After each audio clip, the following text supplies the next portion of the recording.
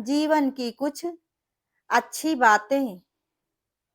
Number 1, Gita में श्री कृष्ण जी कहते हैं कि हे अर्जुन, मैं स्वयं नारायण का अंश हूँ और मेरे लिए कोई भी कर्म बाकी नहीं है, लेकिन फिर भी मैं बिना आलस किए कर्म करता रहता हूँ, क्योंकि प्रकृति मनुष्य को कर्म करने के लिए बाध्य करती है, क्योंकि कर्म के बिना हमारा जीवन शून्य है। नंबर 2, मनुष्य के जीवन के एक पल का भी पता नहीं होता है। ना जाने किस पल में प्रलय हो जाए, कब मृत्यु आ जाए।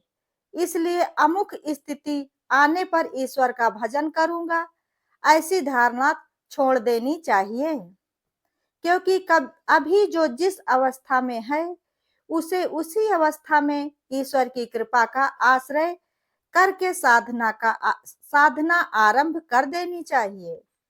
आधे क्षण का भी विलंब नहीं करना चाहिए। नंबर 3, हे अर्जुन, मनुष्य चाहे जिस परिस्थिति में भी हो, उसे उसी का सदुपयोग करना चाहिए और कुछ करने की आवश्यकता नहीं है। बस विश्वास रखो कि ईश्वर जो कुछ भी कर रहा है, अपनी इच्छा से कर रहे हैं। फिर अपने आप में अभिमान क्यों लाते हैं? जो ज्ञानी होता है उसे समझाया जा सकता है, जो अज्ञानी होता है उसे भी समझाया जा सकता है, लेकिन जो अभिमानी होता है उसे कोई नहीं समझा सकता है। उसे तो सिर्फ वक्त ही समझा सकता है। इसी प्रकार से सांसारिक सांसारिक दृष्टि में जब एक छोटे से बालक को बुद्धिमान पुरुष 1 या 2 शेर 5 शेर अनाज उठाने को ही कहेगा, मन दो मन नहीं, तब बुद्धि के परम कारण ईश्वर तो सब कुछ जानते हैं। वो कब कहेंगे कि यह करो वो करो?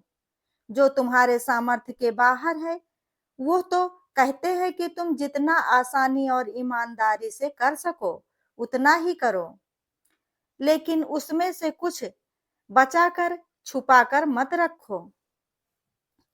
नंबर 4, चाहे कोई भी कारण हो, कोई भी बात हो, लेकिन चिढ़ो मत, गुस्सा मत करो, जोर से मत बोलो, मन को शांत करके विचार करो और फिर निर्णय लो, क्योंकि आवाज से आवाज कभी भी नहीं मिटती है, बल्कि चुप्पी से मिटती है।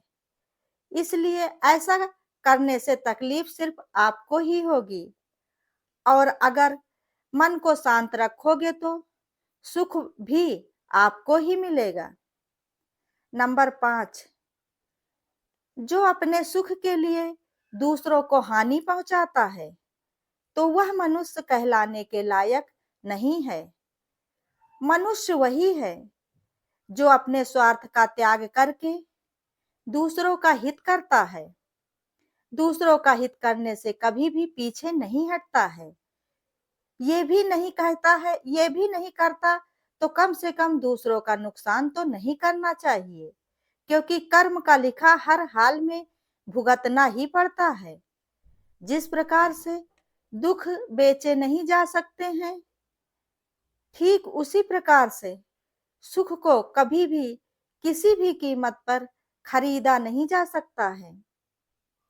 नंबर 6, जिंदगी में जो कुछ भी होता है अच्छे के लिए ही होता है। बुरा वक्त इसलिए आता है कि ताकि हम उनके भी असली चेहरे को पहचान सके कि वो क्या थे और हम उन्हें क्या समझ रहे थे।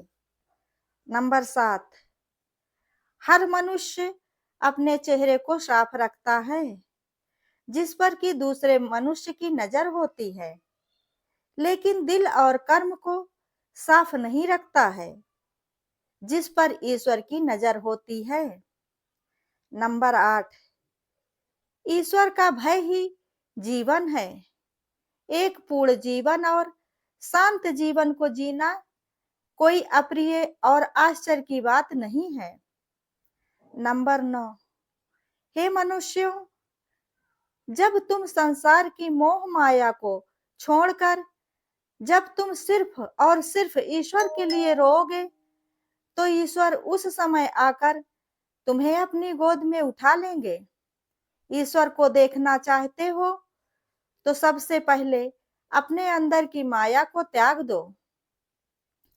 नंबर 10, ईश्वर का ध्यान कर लेने पर मनुष्य का आकार वही रहता है, परंतु उससे फिर कभी भी कोई भी अशुभ कर्म नहीं होते हैं। अर्थात जो व्यक्ति अपना सब कुछ ईश्वर को समझकर सांसारिक कार्यों को करता है, वह कभी भी कोई भी गलत कार्य कर ही नहीं सकता है। नंबर 11, भाग्य का लिखा कोई नहीं छीन सकता है। अगर हो विश्वास ऊपर वाले पर, तो वो भी मिल जाएगा तुझे जो तेरा कभी हो ही नहीं सकता था। दोस्तों, अगर आप लोगों को ये वीडियो पसंद आया हो तो वीडियो को लाइक, शेयर, कमेंट जरूर करें और ऐसी ही ज्ञानवर्धक और धार्मिक जानकारियों एवं कथा कहानियों के लिए चैनल को सब्सक्राइब करें। वीडियो अंत तक देखने के लिए धन्यवाद।